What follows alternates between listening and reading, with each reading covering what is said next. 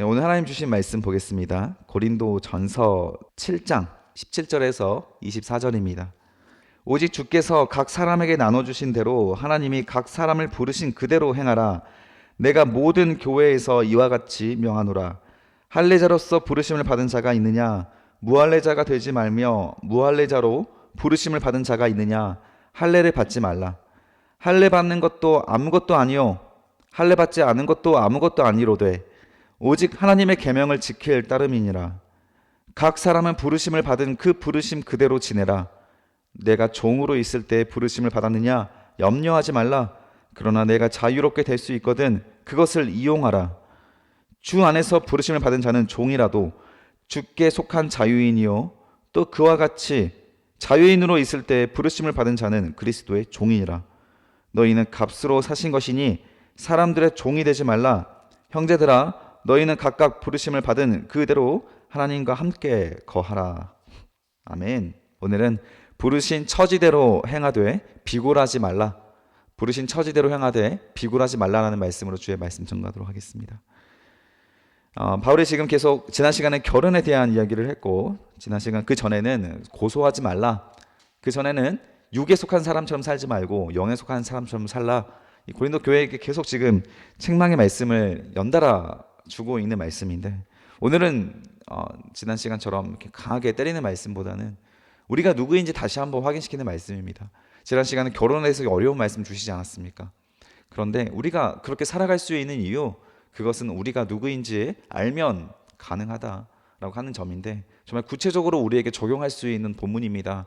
이 본문 오늘 잘 묵상하셔서 오늘 내가 누구인지 확인하면서 왜 내가 절망할 필요가 없고 비교할 필요가 없는가, 있는 그대로 왜 살아갈 수가 있는가, 기뻐하며 어느 자리에서든지 감사하며 만족하고 살아갈 수 있는가, 왜 힘있게 발전하며 살아갈 수 있는가, 우리 세상과 경쟁하듯 치우쳐 분주하지 않아도 하나님과 동행하면서도 얼마든지 자유인으로서 이 땅을 하나님과 동행하며 누리며 살아갈 수 있는가, 오늘 말씀을 통해 확인하셔서 그 진리가 깨우쳐지시기를 축복합니다.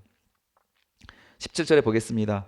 오직 주께서 각 사람에게 나눠주신 대로 하나님이 각 사람을 부르신 그대로 행하라. 내가 모든 교회에서 이와 같이 명하노라. 지금 결혼에 대한 말씀을 하시고 나서 이어서 연이어 하시는 말씀이기 때문에 앞에 결혼과 연결 지어서도 생각할 수 있지만 이거 떼어서 이것만 가지고도 설교할 수 있습니다. 설명할 수 있습니다. 자, 나누어 주신 대로라고 하는 것 세 번역을 보면 나누어 주신 분수대로, 분수대로. 그리고 부르신 그대로 행하라에서 부르신 그대로 사이에 처지, 상황이 들어가는 것 맞습니다.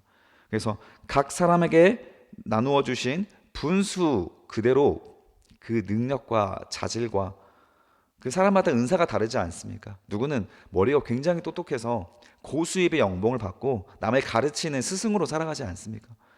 재판하는 재판관으로 살아가고 남을 치료하는 의사로 살아가고, 분명히 그 사람들이 살아가는 그 삶의 수준이나 과학자들이 살아가는 거 보십시오.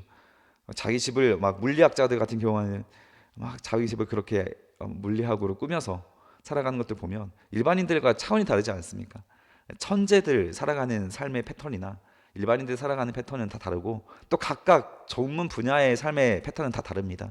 저는 이 교역자로서 성경을 연구하는 전문가로 살아가고 있기 때문에 이 말씀 앞에 저는 저의 이 생활의 구조가 형성이 되는 것이고, 또 여러분 각 직업에 따라서도 다 다른 생활의 구조가 생겨나게 되는 것인데, 그것이 이상한 것이 아니라는 것이죠.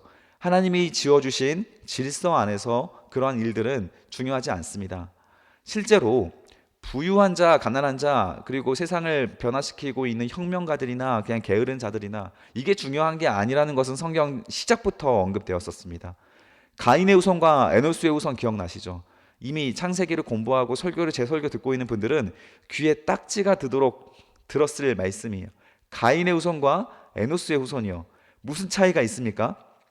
가인의 후손은 과학을 발전시키고 의술을 발전시키고 음악을 발전시키고 문화를 발전시키고 농경기구를 발전시키고 인간에 필요한 인간사의 모든 것들을 발전시키는 자들이 가인의 후손들로서 창세기 4장에 소개가 되는데, 그들의 결과는 라멕이잖아요. 인신매매를 하고 인간을 쳐서 복종시키게 만드는 자기를 따르게 만드는 지배, 전쟁, 그래서 서로 경쟁, 힘이 강한 자가 승리하는 거.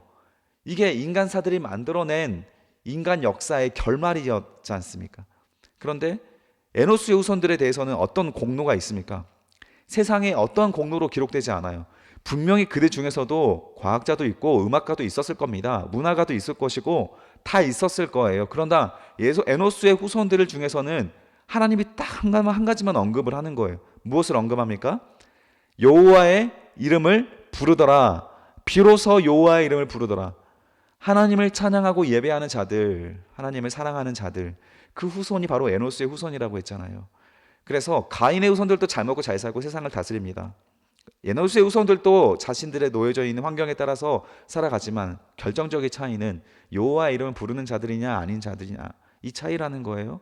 성경은 늘 그 두 라인을 말합니다. 그 두 족보에 따라서 연결되어 살아오고 있죠.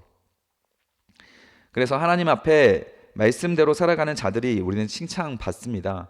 그 열왕기 상하 우리 성경 공부 얼마 전에 했을 때 성경에서 가장 부유한, 왕정 시대에서 가장 부유하고 유명했던 나라는 그 오므리 족속이라고 있잖아요. 북이스라엘에서 오므리 왕조 때 가장 부유하고, 그때 아합과 이세벨도 있었고, 그때가 북이스라엘 중에서 가장 강건하고 가장 부유하고 군사력도 강한 나라였는데, 그 나라에 대한 성경의 평가가 별로 없잖아요.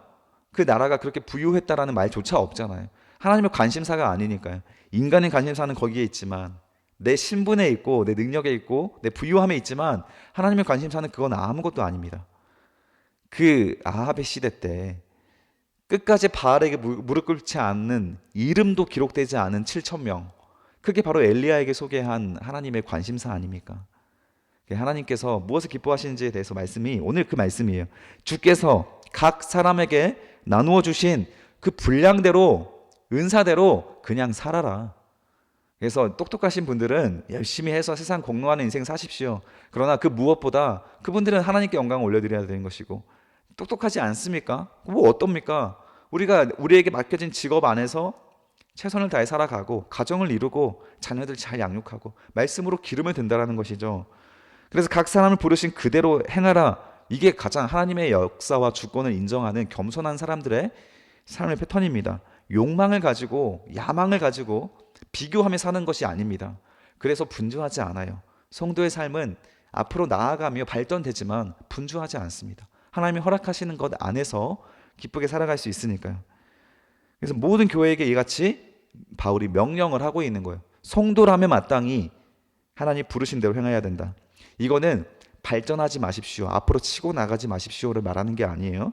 자족을 말하는 게 아니고, 지금 당신들의 삶, 성도의 삶, 놓여져 있는 그 시간의 중요성을 말하는 겁니다. 그 시간은 하나님께서 허락하신 시간이니까요. 우리의 수준에 맞춰서. 그런데 우리가 또 기회가 된다면 발전할 수가 있겠죠. 그 얘기도 뒤에 나옵니다. 먼저 18절부터 보겠습니다. 할례자로서 부르심을 받은 자가 있느냐? 무할례자가 되지 말며 무할례자로 부르심을 받은 자가 있느냐? 할례를 받지 말라. 자, 할례자로 부르심을 받은 자는 누굽니까? 유대인들이죠. 유대인들이 그 할례를 받은 흔적이 있지 않습니까? 근데 그 흔적을 예수를 믿었다고 해서 지울 필요가 없다라는 거예요. 반면에 무할례자들은 누구예요? 이방인들이지 않습니까? 이방인들도 할례를 안 받았다고 해서 할례를 받으려고 하지 말라는 거예요. 그냥 이방인이면 이방인, 유대인이면 유대인, 그냥 너희가 놓여져 있는 환경 속에서 지키고 싶으면 지키고, 아니면 굳이 그것을 따르려고 하지 말아라. 중요한 것이 있다라는 거예요. 19절 보십시오. 할례 받는 것도 뭐라고 합니까? 아무것도 아니요. 할례 받지 않는 것도 아무것도 아니요. 정말 유대인들이 들으면 거품을 물 만한 말이지 않습니까? 이 무슨 망언입니까? 이 유대인들이 봤을 때 할례 안 받으면 구원이 없는 자들인데, 근데 바울은 아무것도 아니요. 자, 이런 말들 때문에 바울이 핍박을 받죠. 그러나 바울이 중심이 있죠. 무엇을 말하고 싶은 겁니까? 그 다음이에요. 밑줄 그어주세요. 오직 하나님의 계명을 지킬 따름이다. 계명의 동봉을 쳐주세요. 계명이 뭡니까? 율법이죠. 10계명. 하나님 주시는 율법에 대한 말씀을 따라라. 하나님 말씀, 율법이지만 더 나아가서 성경 66권이 됩니다. 우리한테는 다 따르고 순종해라. 할례나 무할례가 중요한 것이 아니에요. 내가 어디서 태어났고 모태신앙으로 태어났고 그냥 뭐 일반 가정에 태어났고 중요한 게 아니고, 서양에서 태어났고 동양에서 태어났고 중요한 게 아니고, 부유한 가정이든 가난한 가정이든 중요한 게 아닙니다. 무엇이 중요한 겁니까? 오직이에요. 오직. 유일하게 한 가지가 중요한 것은 바로 하나님의 말씀을 순종하고 따르는 자들의 삶에 있다라는 거예요. 그들에게는 그것이 중요한 것이고, 이것이 계명을 지키는 것이 곧 마음의 할례. 적어두십시오. 마음의 할례입니다. 이게 할례든 무할례든 중요한 게 아니라 마음의 할례가 중요하다. 마음의 할례의 특징이 무엇이었습니까? 할례는 행하면 흉터가 남아요. 지우기가 어렵습니다. 그러나 마음의 할례는 언제든지 사라집니다. 그래서 지켜내야 되죠. 몸에 새기는 한 번의 행위는 그 이후에 죄를 지었다고 해서 사라지지 않지만, 마음의 할례는 죄를 지으면 사라져버립니다. 하나님을 떠나면 사라져버리는 거예요. 그래서 우리가 교회 한번 다니기 시작하면 무조건 구원받습니까? 마음의 할례 관점에서는 틀린 말이에요. 육신의 할례 관점에서는 맞는 말입니다. 근데 교회에서 자꾸 무엇을 가리킵니까? 육신의 할례를 가리키는 거 아닙니까? 오히려 한번 예수를 시인했으니까 구원받았습니다. 영적 기도했으니까 구원받았습니다. 선포를 해줘버리는 것은 육신의 할례가 아닙니까? 오히려 그것이 율법주의라는 거예요. 진정한 율법주의는 마음의 할례, 지켜가야 되는 거예요. 하나님의 사랑을 지켜가고 죄를 짓지 않기 위해 부단히 싸워가고, 바울이 히브리서에서 말한 것처럼 피 흘리기까지 싸워가라. 죽기까지 싸워가라. 무엇을 위해 살아가는 것인가? 우리는 거룩을 위한 유일한 목표를 향하여 죄를 짓지 않고 성령의 생명의 법을 이루기 위하여 살아가라.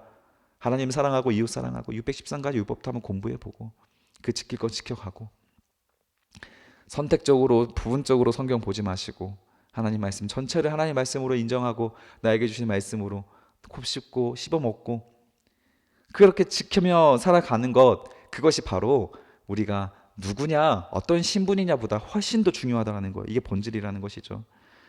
20절 보십시오. 각 사람은 부르심 받은 그 부르신 대로 그대로 지내라.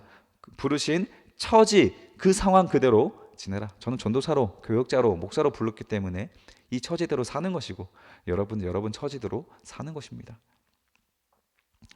21절입니다. 내가 종으로 있을 때 부르심을 받았느냐? 밑줄 주세요. 염려하지 말라. 우리가 여기에 항상 문제가 있잖아요. 부자나 뭐 권력적 기득권에서 태어났으면 오히려 뭐 이런 말씀이 그렇게 어렵지 않은데, 좀 가난하신 분들, 그리고 이때 당시에는 종이나 노예로 태어난 분들은 어떻습니까? 자기 뭐 인권도 없잖아요. 그렇게 태어나면 얼마나 힘겹게 인생을 살아야 되는데, 다른 뭐 부자들과 살아가는 인생의 수준이 너무 다르지 않습니까? 그래서 늘 그런 돈에 대한 걱정, 또 인생에 대한 걱정을 해가야 되는데, 이 걱정을 하는 자들에 대해서 먼저 하는 말이죠. 종이로 있을 때 하나님께 부름 받았느냐? 그러면 걱정하지 말아라. 하나님이 너를 자유인으로 만들어 주실 것이다? 아니요. 종의 자리에서 자유인이 되게 하실 것이라는 거예요. 종의 자리에서 영적인 자유인입니다. 하나님 앞에 우리의 생명을 핏값으로 구입하신 속량을 받은 예수 그리스도의 자녀로 그 안에서 살아가는 거예요. 염려할 필요 없이 살아가는 거예요. 그러나 중요한 말이죠. 네가 자유롭게 될 수 있거든. 그것을 이용하라. 자, 세 번역으로 읽어드릴게요. 노예일 때 부르심을 받았습니까? 그것에 마음 쓰지 마세요. 그러나 자유로운 몸이 될 수 있는 기회가 있다면 어떻게 해서든지 그렇게 하십시오라는 말이에요. 그때 당시 종에서 벗어날 수 있는 방법들이 여러 가지 있었습니다. 율법적으로도 있었고요. 그래서 그 히브리인들 같은 경우, 이스라엘과 백성들 같은 경우에는 7년 동안만 노예가 되고 그 다음부터는 풀려나야 되고 이런 법들이 있지 않습니까? 자유인이 될 수 있는 기회가 있는데, 그 기회가 있으면 얼마든지 자유인이 되십시오. 그런 말이에요. 그냥 무조건 종에 있다고 해서 그냥 그 자리에서 가만히 머물러서 자족하고 만족하고, 그냥 그 말이 아니라 모든 거에 감사하는 거 맞지만 내가 벗어날 수 있고 더 나아질 수 있다면 얼마든지 가십시오라는 거. 그거조차도 하나님이 허락하신 거니까 얼마나 자유롭습니까? 하나님 안에서. 하나님이 속박하고 얽매이고 가난한 삶만 살아가라고 말하는 것이 아닙니다. 우리에게 하나님의 주권에 따라서 얼마든지 부유하게 우리의 인생을 열어주실 수도 있고, 부유했던 사람들은 또 가난하게 만드실 수도 있는 겁니다. 그런 것에 연연하지 말라는 거예요. 하나님의 주권에 따라서 순종하고 살아가되, 22절 보십시오. 주 안에서 부르심을 받은 자는 종이라도, 밑줄 그어주십시오. 주께 속한 자유인이요, 또 그와 같이 자유인으로 있을 때 부르심을 받은 자들은 그리스도 안에서 종이다. 밑줄 그어주세요. 자, 세상에서 자유인이든 종이든 하나님 안에 가면 똑같이 자유인이고 똑같이 종이라는 거예요. 그게 신분이 사라진다라는 것이죠. 교회에 오면 부자나 가난한 사람들이나 다르지 않습니다. 교회에 오면 어떤 신분이든 전혀 다르지 않아요. 평등합니다. 모두가 하나님 안에서 형제 자매입니다. 그 안에서 우리는 하나님의 사랑을 누리고 자유롭게 하나님과 동행하며 살아갈 수 있다는 것이죠. 23절 보시면 너희는 값으로 사신 것이니 사람들의 종이 되지 말라. 밑줄 그어주십시오. 사람들의 종이 되지 말라. 중요한 말씀입니다. 자, 우리가 세상에는 노예나 종으로 가난하게 살아갈 수 있습니다. 그러나 세상 사람들이 볼 때 그들은 단순한 노예가 아니에요. 단순한 종이 아닙니다. 왜요? 사람 눈치를 안 보네. 여전히 세상에서는 우리는 고용주의 눈치를 봐야 되는 사람으로 살아가는 것이 일반 아닙니까? 우리들에게 경제적인 것, 인생에 살아가는 영향을 줄 수 있는 쥐어락벼락 할 수 있는 사람 눈치를 보면서 살아가지 않습니까? 그러나 그리스도인들은 누굽니까? 그런 노예에서 벗어난 자들이라는 거예요. 사람의 종에서 벗어난 자들입니다. 왜 그렇습니까? 예수께서 우리를 구입하셨기 때문에 그런 거예요. 우리는 누구 겁니까? 그리스도인, 예수 그리스도에 속한 자라는 뜻이죠. 그리스도에게 속한 자로서 세상의 눈치 보며 살아가지 않습니다. 우리는 우리가 할 수 있는 일들을 안에서 자유롭게 평강하며 살아갈 수 있는 거예요. 그러나 당시 세상에 있는 질서를 어지럽히지는 않습니다. 그래서 세상 사람들이 기독교인들 보면 아무것도 가지고 있지 않지나 모든 걸 가진 자이지 않습니까? 왜 이렇게 행복하고 평강한지, 가진 자보다 훨씬 부유하고 훨씬 너그럽고 훨씬 여유롭게 살아가는 자들, 세상의 지혜나 지식으로는 이해할 수 없고 판단 내릴 수 없는 존재가 바로 성도들의 인생이라는 것인데, 이것이 기적이 아니면 무엇이겠습니까? 그래서 여러분들의 인생에서도 그리스도 안에서 이런 자유함이 일어난다면 그것은 여러분들의 상황이 나아졌던 것이 아닙니다. 은혜 받을 때를 기억해 보십시오. 세상이 바뀝니까? 안 바뀌어요. 나를 스트레스를 주게 하는 존재들이 바뀝니까? 안 바뀝니다. 그들은 가만히 있어요. 부모님이 바뀝니까? 안 바뀌어요. 자녀들이 바뀝니까? 안 바뀌어요. 누가 바뀝니까? 은혜를 받은 내가 바뀌어요. 자유인이 되는 거예요. 세상은 그대로 있지만 내가 바뀌어서 다르게 반응해 가는 겁니다. 그렇기 때문에 우리는 결혼도 남다르게 할 수 있는 것이고, 아무리 힘들어도 이혼을 안 할 수 있는 것이고, 아무리 힘들어도 육적으로 살아가지 않을 수 있는 것이고, 영적으로 살아갈 수가 있는 것이고, 아무리 억울한 일을 당하여도 고발하거나 고소하지 않은 것이고, 남들 앞에 거리낌 없이 하나님 말씀에 따라 정직하게 살아갈 수가 있는 능력이 그 자유함 속에 존재하게 된다는 것이에요. 사람 눈치 보지 않고 사람 두려워하지 않습니다. 사람에게 맞추며 비굴하게 살아가지 않습니다. 그러나 하나님이 주시는 그 자리이니 충성스럽게 살아갑니다. 얼마나 멋있어요, 여러분. 이 인생을, 이 목표를 두고 살아가십시오. 떳떳하십시오. 당당하십시오. 비굴하지 마십시오. 하나님을 두려워하시고 하나님 사랑하시고 하나님 주시는 은혜 안에서 풍성하게 살아가시면 되는 겁니다. 24절, 형제들아 너희는 각각 부르심 받은 그 처지 그대로, 강조 표시하십시오. 하나님과 함께 거하라. 아멘. 결국 우리 성도의 힘은 무엇입니까? 임마누엘입니다. 하나님과 함께 하심, 하나님이 우리와 함께 하심이 아닙니까? 여기에 우리의 힘을 얻으셔야 하는 것이에요. 돈이 함께 하심에 힘을 얻으십니까? 사람이 함께함에 힘을 얻습니까? 물론 공동체 안에서 사람으로 힘을 얻지만 공동체의 주인 대신 누가 있습니까? 하나님이 있으니까 우리 공동체는 힘이 있는 것이지, 세상 공동체에 무슨 힘이 있습니까? 맨날 분열만 하고 있죠. 교회가 세상 공동체 되면 교회는 분열하는 거예요. 그러니까 바울이 답답해서 지금 고린도 교회에게 편지를 쓰고 있는 것 아닙니까? 너희는 왜 세상 공동체가 아닌데 분열을 하고 있냐라는 거예요. 우리 교회 공동체는 분열하고 있습니까? 분열을 일으키는 자가 있습니까? 무엇이 부족한지 봐야 되는 거예요. 하나님이 함께 하시는 공동체는 하나가 됩니다. 은혜로 똘똘 뭉칩니다. 하나님이 은혜의 단비를 내려주셔서 메마른 모래들이 진흙으로 뚱뚱 뭉치는 거예요. 그 자유함과 능력, 그 안에서 이 세상 질서도 잘 지켜가면서도 사람 눈치 보지 않는 담대함으로 오늘 하루 승리해 나가시기를 주님의 이름으로 축복합니다. 기도하겠습니다. 살아계신 아버지 하나님 감사합니다. 오늘 바울에게 주신 하나님의 음성, 하나님의 뜻을 우리가 보았습니다. 각자의 삶의 자리는 우리가 모두가 다르지만 우리에게 주신 하나님의 자리라는 것을 믿고 오늘 하루 힘있게 담대하게 살아가고 사람 눈치 보지 아니하고 불평하지 아니하고 충성하며 살아가되 세상과 남다른 자로서 하나님과 함께 거하는 자답게 당당하고 담대하게 살아가게 도와주시옵소서. 비굴하게 살아가지 않게 하여 주시옵소서. 돈 때문에 눈치 보지 않게 하시고 권력 때문에 아부하지 않게 하여 주시옵소서. 해야 될 말을 하게 하시고 볼 것을 보게 해주시고 취할 태도답게 성도답게 어떤 행동을 취해야 하는지 그 행동을 분명하게 행동할 수 있게 도와주시옵소서. 사랑하게 하시고 용서하고 화합하게 하시고 피스메이커가 되게 하셔서 십자가를 드러내는 자 되게 하여 주시옵소서. 트러블 메이커가 되지 않게 하시고 주님 주신 은혜 안에 사랑의 공동체를 만들어가는 자들 되게 하여 주시옵소서. 감사드리며 예수 그리스도의 이름으로 기도드립니다. 아멘.